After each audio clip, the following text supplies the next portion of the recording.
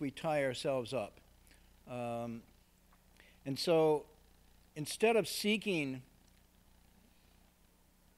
this awakening or seeking this liberation, I think liberation is a better term, the full liberation of the human capacity that the Avatamsaka calls the unbound, unattached, liberated mind. This state isn't gotten, ironically or paradoxically, by seeking for it or seeking even further outside for it, as if it were in a distant place or in a distant time, either in the past or in the future, or in the hands of somebody else who will give it to you, a deliverer, a redeemer, a guru or something. He's saying it's whole and complete, it's innate, it's intrinsic, but we can't see it because we've tied it up, so to speak, into this net of afflictions and so forth. So the only way to realize this is to go right into that ground of our own being and liberate it. And so this is called self-cultivation.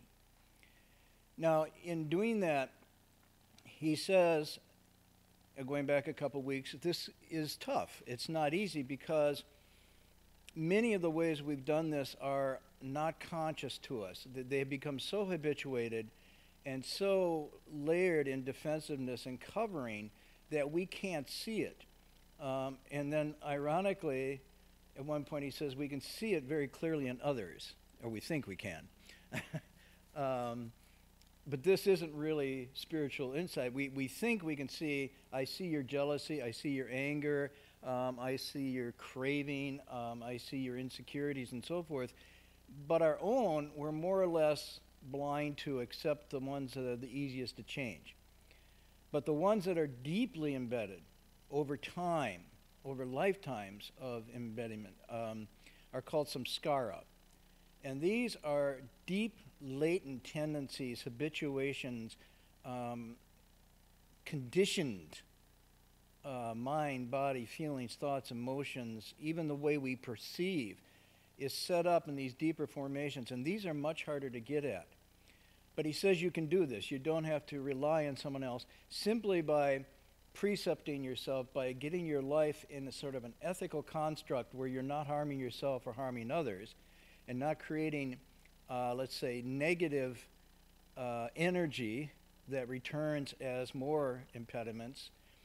Once you get that, once the conscience becomes clear, then the mind itself can pull itself out of or observe, so to speak, this conditioning and energy, this conditioning samskara thing that's going on deep within our mind and body and our consciousness. It's actually observable.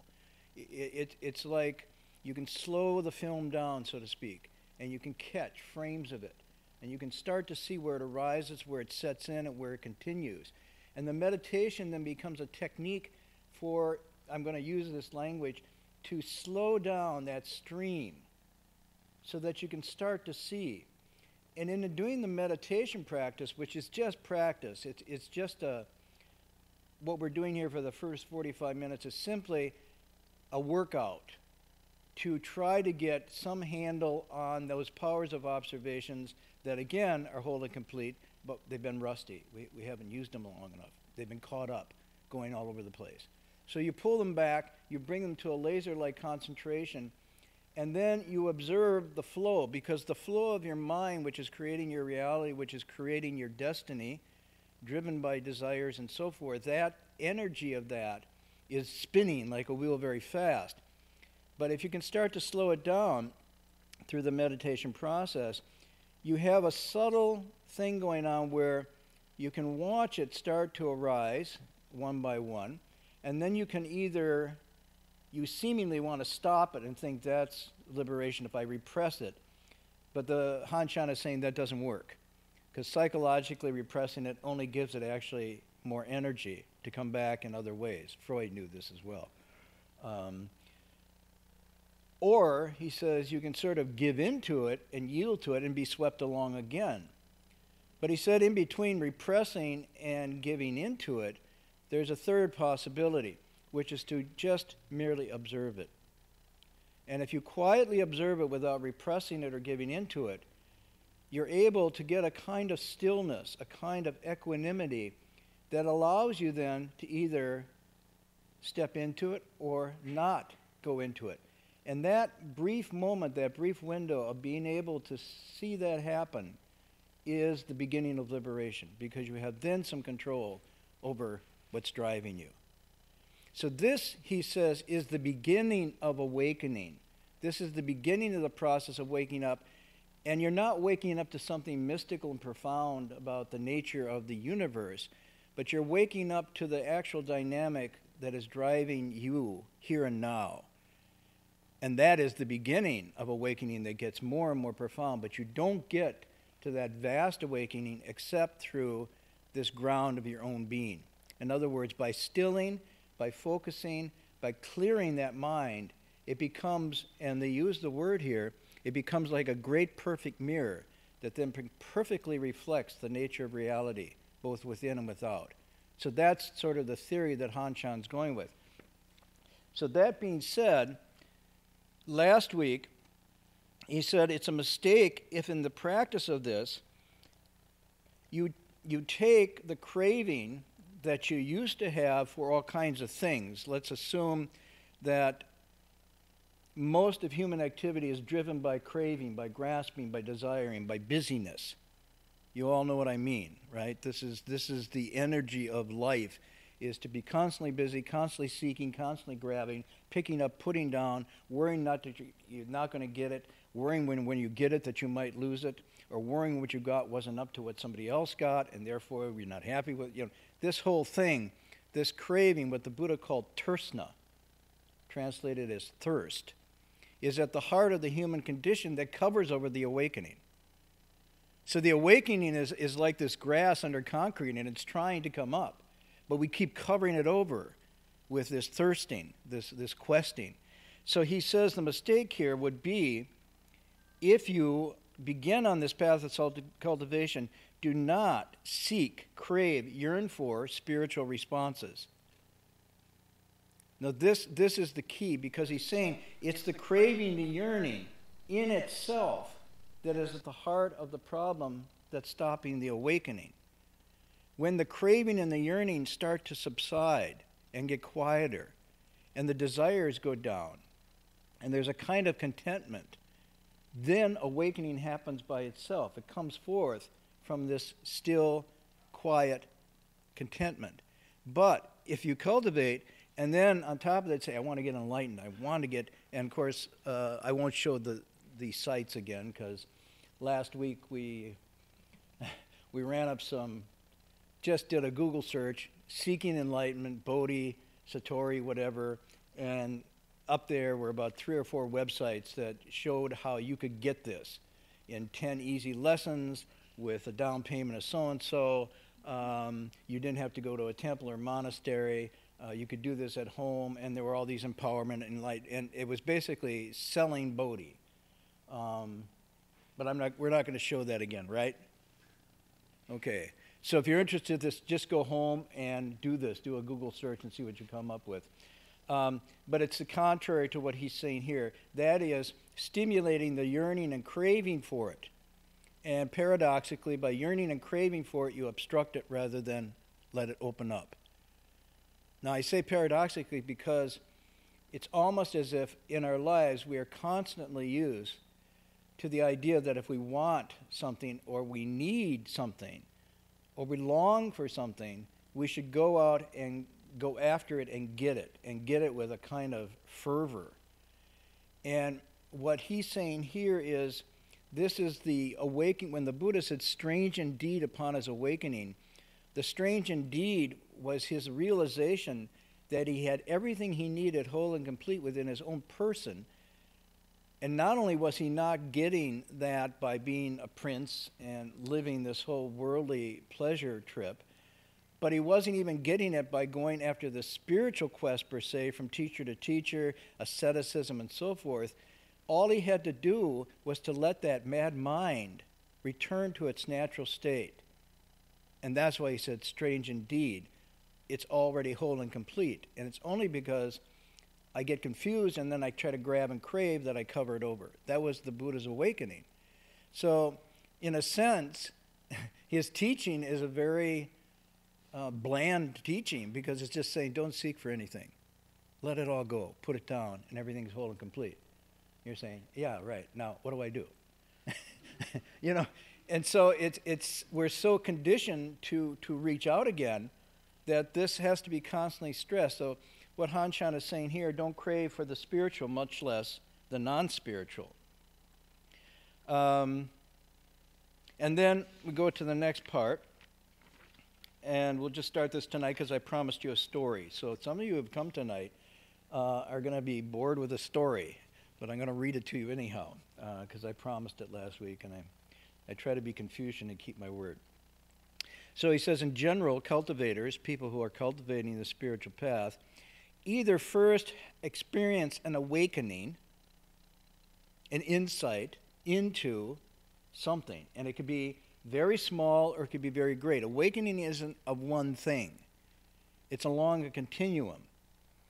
One awakening could be the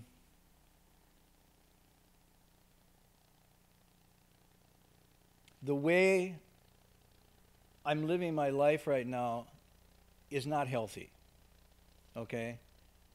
My friendships are not healthy. What I'm taking in, eating, smoking, drinking is not healthy.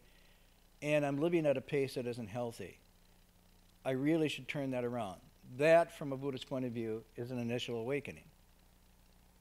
Nothing profound here, seemingly, but it's part of reclaiming one's original ground. It's returning to innate intrinsic wholeness and health. Or it can be, I have now awakened to the fundamental impermanence of all conditioned things. I see indeed that all things in this world are like dreams, illusions, bubbles, shadows. Everything is in flux and it's permanent, it's passing, and there's nothing I can grab or get hold of. That's another level of awakening. So this can go on up to the full Anyuttara Samyak Sambodhi, perfect awakening of a Buddha. But see it as something that's progressive along a continuum rather than a moment when it happens. So he says, somebody can have an awakening of some sort, but then they cultivate, they then put it into practice until they fully embody or realize it. So you can have a moment where suddenly there's almost like this cathartic insight that you have about something. But then it's going to take a while to fully realize it, to change all the aspects of your life to sort of make that your new core, your new hub. That's one way it can happen. He says, on the other hand, there's some people who just begin cultivating, and as a result of that cultivation, of that practice, they reach an awakening. So it can go either way. And then he says, what's more, awakening has its differences. And then he's going to go into this. And he gives two. He's only talking about two. The two tonight he's talking about. One is an acquired understanding, an acquired awakening that comes through teachings of others, through reading, through study. And the other one is a direct, or what we call immediate, not mediated understanding that comes with a direct intuitive apprehension of the nature of things as they are. Okay? So he's giving out two. Now I'm going to pause here and not go too much more into that, but sort of frame the back of this, why I was going to read this story. And let me go back to the theme of tersna, this thirst thing. So if Han-chan, the Buddha says, our state naturally is awakened. This is our innate capacity. It's whole and complete. But because we get confused, because we get stirred up in some way, a kind of nervousness or anxiety arises, an unsettledness. In a sense, we get spooked. And once we're off kilter in this way, we get a little frantic, we get a little edgy. And this leads then to a thirsting. And the Buddha described these thirsts as three kinds of particular thirst that are unique to human beings once their natural purity and stillness is disturbed. So once we get disturbed, we leave our natural state of awakening, we get confused. And the confusion then leads to a kind of frantic lifestyle. Let me stay. So one of the signs of confusion is the thirst. So now I'm going to go backwards a little bit. We're going to reverse engineer. If you are not clear, if you are confused, one way you can judge that or measure that is by these three thirsts. Because a thirst is not a natural thirst that is satisfied when you drink water or something, but this is an irrational psychological thirst that's driven by confusion. So the Buddha said there's three kinds. The first is a thirst for pleasure, kama, hedonistic, physical, sensual pleasure. And that quest for that quest for, drink all you can, eat all you can, get all the experiences you can, that hunger, thirst for that is the first of the thirst. The second one, he says, in this state of confusion where you feel something's missing, I lack, I'm not whole and complete, then you thirst for what he calls immortality, eternal youth, a body that never decays. You can map this out. You can say, here's the thirst for immortality. How does it manifest? He said, it manifests in this world as a search for youth, a fear of aging, a thirst for strength and beauty, a fear of ugliness and impairment. To our day, it would be incredible health club memberships, eating certain kinds of food that you're convinced will keep you young and healthy and radiant and fight off diseases, although nobody's ever worked this one. Some fountain of youth, and usually all our fountain of youth now come in packages that you can buy, or cosmetics that you can do, or cellular transplants that you can work. So we're getting closer and closer to the eternal youth fountain through biotechnology. It's not going to be an actual fountain. It's going to be some lab that promises you this. So he's saying that's another thirst that also will lead to dissatisfaction, but it's driven by this anxiety.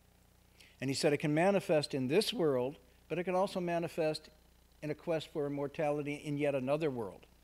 So now he's pushing it to the religious dimension that you think, I will be reborn in this eternal place and live forever. So he says this is the second kind of thirst that's driven by this confusion, and it can never be satisfied. The third one is really funny. The third thirst, when I read it the first time, it didn't make sense to me because he said, so the thirst for pleasure, the thirst for existence and immortality, and the third thirst is the thirst for non-existence. What? Because that sounds actually contradictory, right? But he's saying what this one is the thirst to have all sensation stop.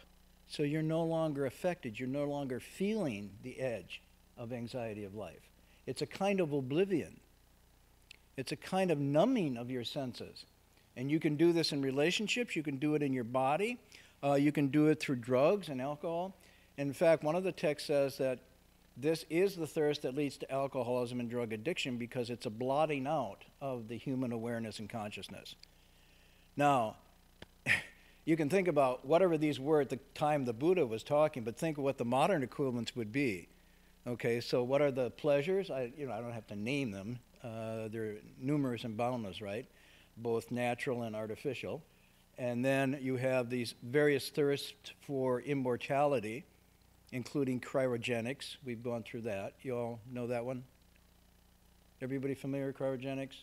You get buried, you get frozen in liquid nitrogen instead of being cremated or buried, and then 10 centuries from now when they find a cure for something, they'll take you out, thaw you, give you the cure, and you will live again. And then I explained that the cheaper version of this, if you can't afford the full container, they'll put your brain in there. I'm not joking. It's a smaller container, you pay less.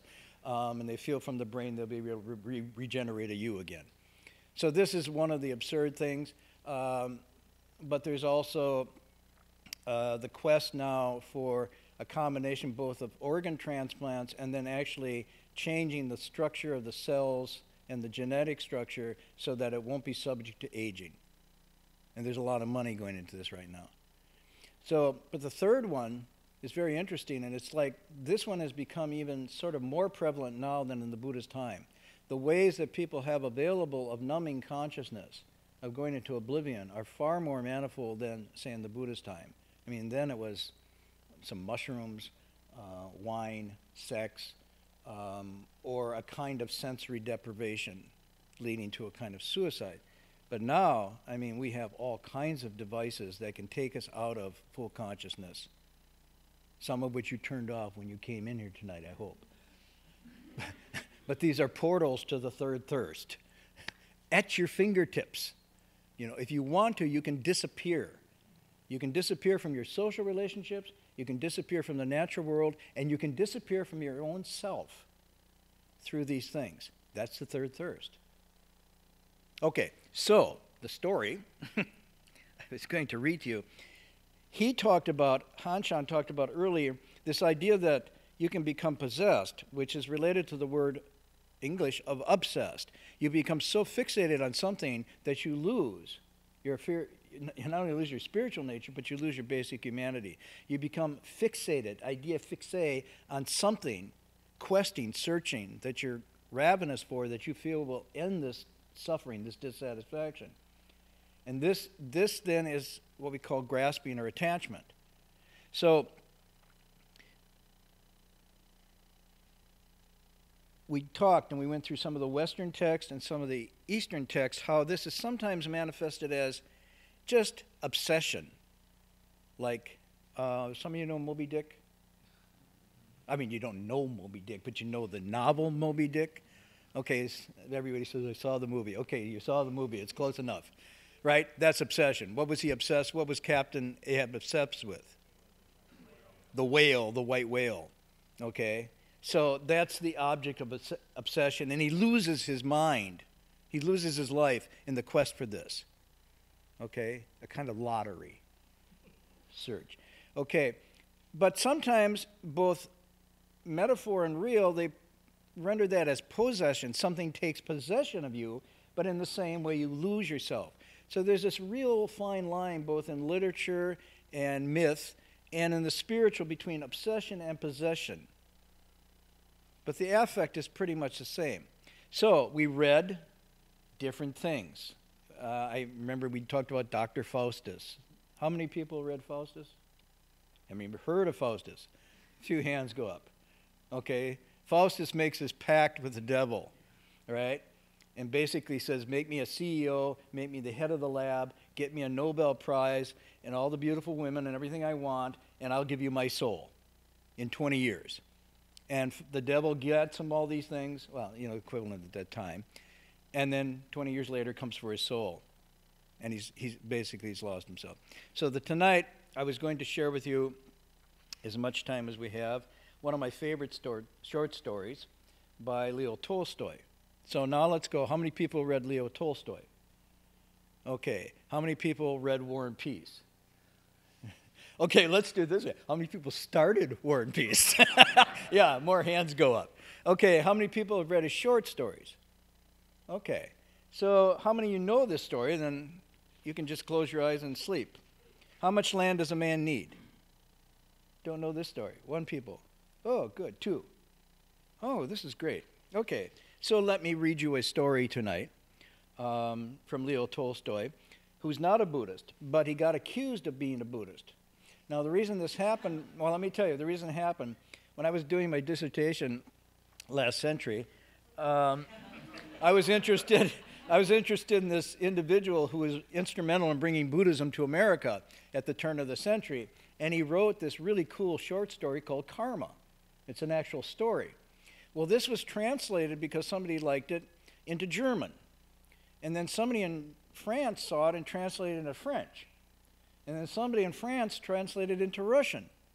And Tolstoy read it and said, this is really good. I should translate this into French. Because he didn't realize the Russian had come from the French. So he translated it into French. From French, it went back into German. And from German, it came back to English. And so when this guy was studying around, he said, Karma by Leo Tolstoy. He says, this is my story. So because they were, Yeah, this is how things work. It could happen on the web.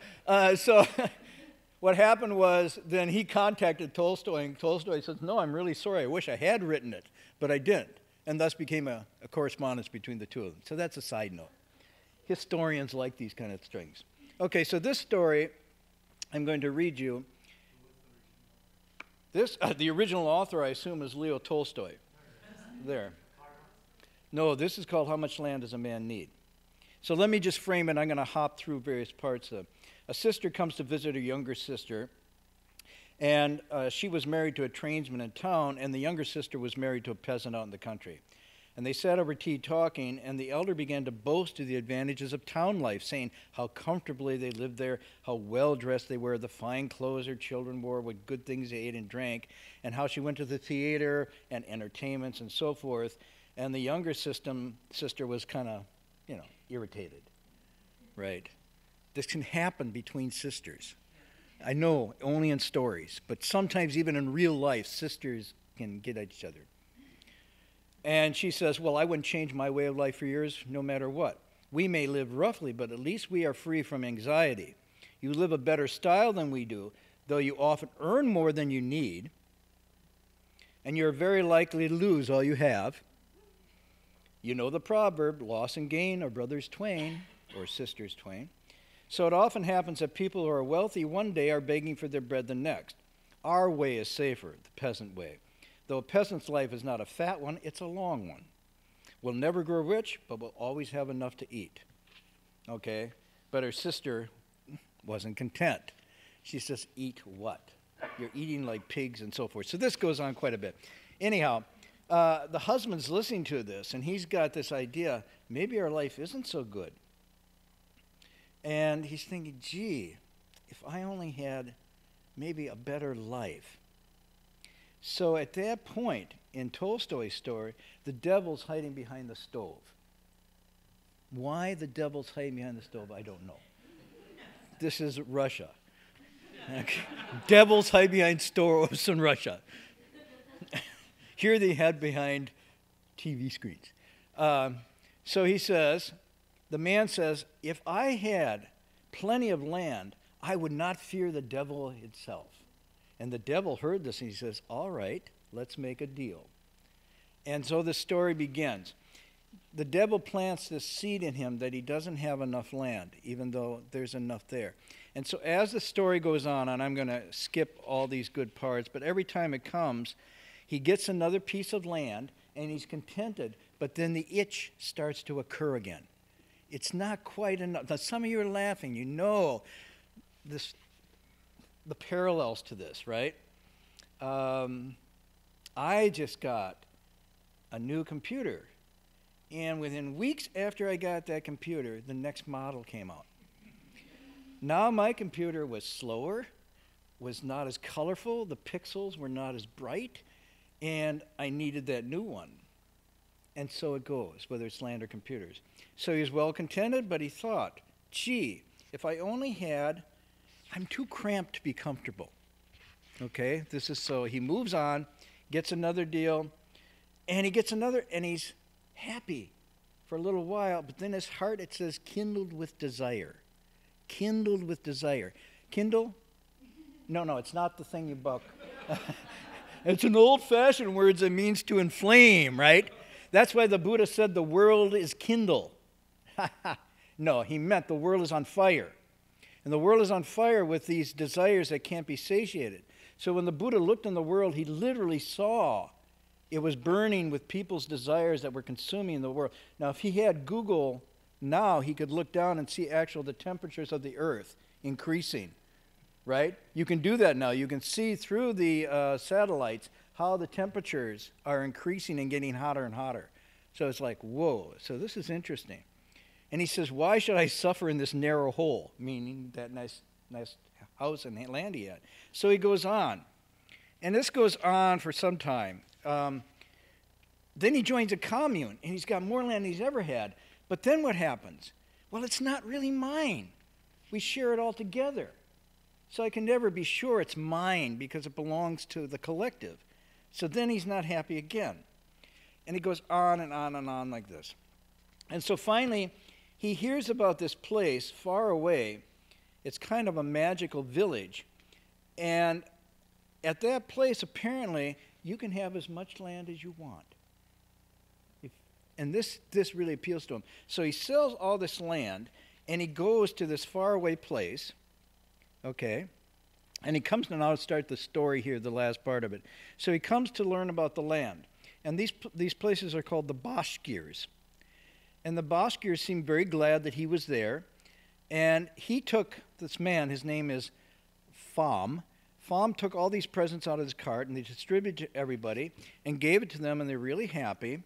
And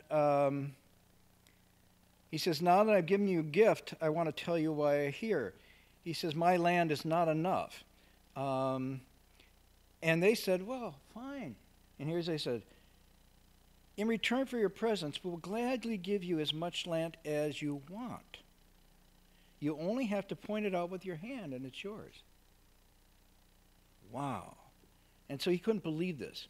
And finally, the chief comes out himself. And this chief sits in front of him, and it says, whatever land you want, just choose it. It's yours. He says, how can I take as much land as I like? Don't I get a deed or something afterwards? You know? He says, well, sure, you can have a deed. Whatever you want, it's yours. And he's saying, how does this work? He says, okay, so how much is it? And he says, it's the same price we charge everybody. Whether you get 1 acre or 1,000 acres, it's always, let's see, here it's Russian money. Anybody know what a ruble is? Well, let's do the equivalent. Let's say $1,000. Okay? It's $1,000. $1,000 a day, he says. Well, wait a minute. All the land I want for $1,000 a day, how does that work? A day? What measure is that? How many acres would that be? We don't know how to reckon it, says the chief. We just sell it by the day. As much as you can go around on your feet in a day is yours. And the price is just $1,000. But in a day, he says, I can get around a large tract of land. And the chief laughed. It's all yours. But there's one condition. Okay? The one condition is, if you don't return on the same day to the spot where you started, you lose the land and your money. Well, he says, but how am I going to mark my way once I do this? He said, well, you go at any spot you like and stay there. You must start from the spot that you make your round, taking a spade with you. Wherever you think it's necessary, make a mark. At every turning, dig a hole and pile up the turf, and then afterwards we'll go around with a plow from hole to hole and make as large a circuit as you please. And before the sun sets, you must return to the place you started from, and all that land will be yours.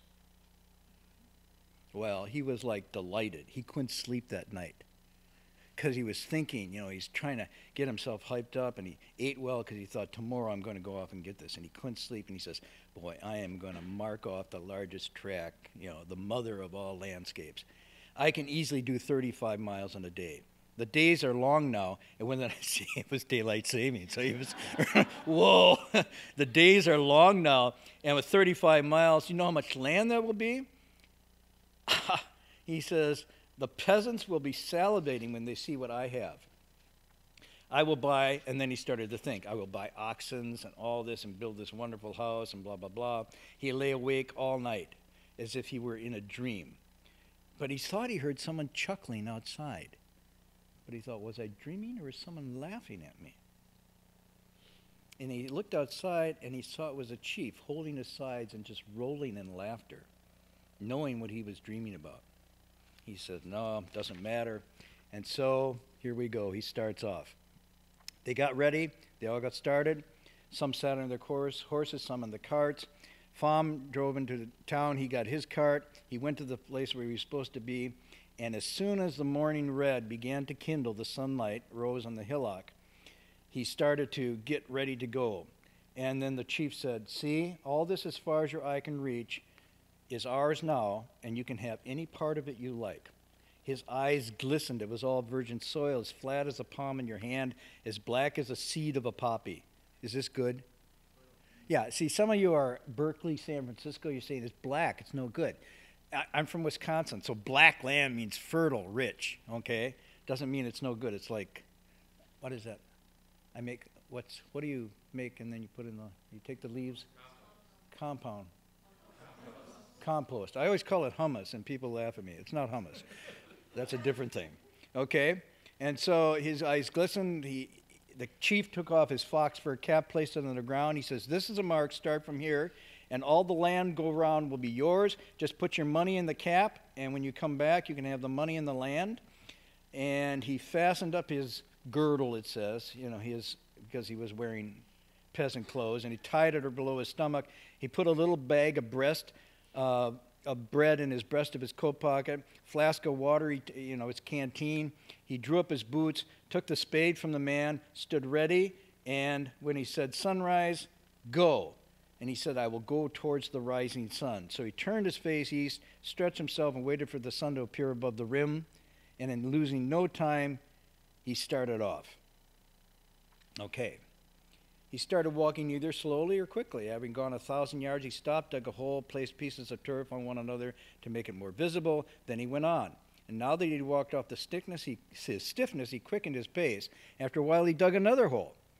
And Pham looked back, and the hillock where they were all standing could still be distinctly seen in the sunlight with the people on it, and the glittering tires of their cartwheels. And at a rough guess, Pham concluded he'd walked 3 miles.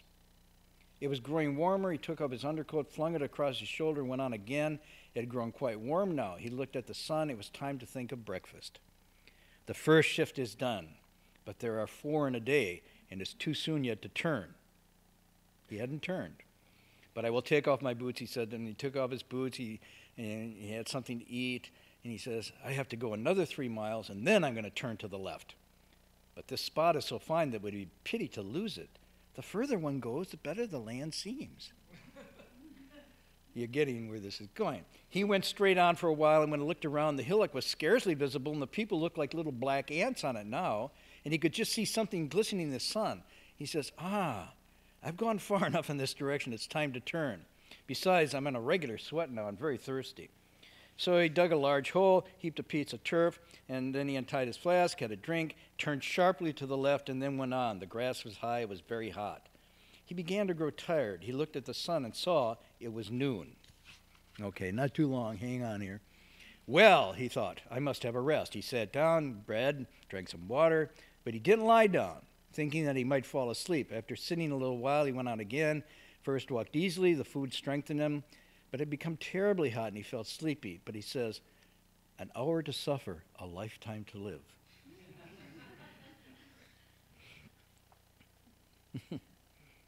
Now it's the other way around. A lifetime to suffer, an hour to live. That's called retirement. Okay. He went a long way in that direction also and was about to turn left again when he perceived a damp hollow. Oh, it would be pity to leave that out. Flax would grow well there. So he went past the hollow and dug a hole on the other side of it before he turned the corner. Pham looked toward the hillock. The air was heavy, seemed to be quivering, and through the haze, the people on the hillock could not be scarcely seen anymore. "Ah," he said, "I have made 2 of the sides too long. I must make this one shorter." And then he went along the third step, stepping faster. He looked at the sun. It was nearly halfway to the horizon, and he had not done 2 miles on the third tide of a quarter of a square, and he was still 10 miles from his goal. "No," he thought, "though it will make my land lopsided. I must hurry back in a straight line now. I might go too far, and then, as it is, I got a great deal of land." So he dug a hole, and he turned around to head back. Now here we go. This is the last section. He went straight towards the hillock, but now he walked with difficulty. He was done up with the heat. His bare feet were cut and bruised. His legs began to fail. He longed to rest, but it was impossible if he meant to get back before sunset. The sun waits for no man, and it was sinking lower and lower. "Oh, dear," he thought. If only I had not blundered trying for too much. What if I'm too late?" He looked towards the hillock and at the sun. It was still far from his goal, and the sun was already near the rim. He walked on and on. It was very hard walking, but he went quicker and quicker. He pressed on. He was still far from the place. He began running. He threw away his coat, his boots, his flask, his cap. He only kept the spade, which he used for support. "What shall I do?" he thought again. "I've grasped too much and ruined the whole damn affair. I can't get there before the sun sets." And this fear made him even more breathless. And he went on running, his shirt and trousers soaking stuck to him, and his mouth was parched. His breast was working like a blacksmith's bellows. His heart was beating like a hammer, and his legs were giving way as if they didn't belong to him. He was seized with terror lest he should die of the strain. But though he was afraid of death, he could not stop. After having run all that way, they will call me a fool if I stop now, thought he. And he ran on and drew near, and he heard the Baxters yelling and shouting to him, yeah, come on, you can do it. And their cries inflamed his heart even more, and he gathered his last strength and he ran on. The sun was close to the rim and cloaked in mist and large and red as blood. Now it was about to set. The sun was quite low, but he was quite near his aim. Pham could already see the people on the hillock waving their arms to hurry him up. He could see the fox fur cap on the ground and his money in it, and the chief sitting on the ground holding his sides. And Pham remembered his dream. There's plenty of land, thought he, but will God let me live on it? Have I lost my life? Have I lost my life? I shall never make that spot. Pham looked at the sun, which had reached the earth. One side of it already disappeared. With all the remaining strength, he rushed on, bending his body forward so that his legs could hardly follow fast enough to keep him from falling. And just as he reached the hillock, it grew suddenly dark. He looked up. The sun had already set. He gave a cry. All my labor has been in vain, he thought, and he was about to stop. But he heard the Baxters still shouting. And he remembered that to him from below, the sun seemed to have set. They on the hillock could still see it. He took a long breath and he ran up the hillock. It was still light there. He reached the top and he saw the cap, and before it sat the chief laughing and holding his sides, and Pham remembered his dream, and he uttered a cry. His legs gave out beneath him. He fell forward and reached the cap with his hands. And the chief said, "Ah, that's a fine fellow. He gained much land." Now you would think this would be the end of the story, wouldn't you? And you'd be wrong. Pham's servant, now he already had a servant, came running up and tried to raise him, but he saw that blood was flowing from his mouth. Pham was dead. The Baxters clicked their tongues to show their pity. His servant picked up the spade and dug a grave long enough for Pham to lie in and buried him in it. 6 feet from head to heels was all he needed. Hence, Tolstoy's "How much land does a man need?" So, I close that tonight because it illustrates Hanshan clearly, but it also gets at something very modern here. Now, for the story, you just substitute your own particular thing. How much X do I need? You say, well, I don't want land. Okay. And then sort of carry the story out. And you might have a sense of where the Buddha was going, that this thirst is the source of much dissatisfaction. Anyhow, we'll stop there tonight. I cut the story short. If you want to read the whole thing, you can find it under Leo Tolstoy. This is called Walk in the Light. It's 23 short stories of his. So we'll stop tonight. We'll pick up next week. We only have a couple more classes. We stop in the middle of May, take a summer break. I disappear into the deep woods of Maine, and where there's no electricity and there's no anything to plug in, and then I go through withdrawal. So, any announcements tonight? Anything to announce? Things coming up? Nothing? Okay. At the end, we usually do a transference in English, and so we take the good merit, the energy of tonight, and we transfer it out to whatever place or situation or people in the world that you hope will benefit by this.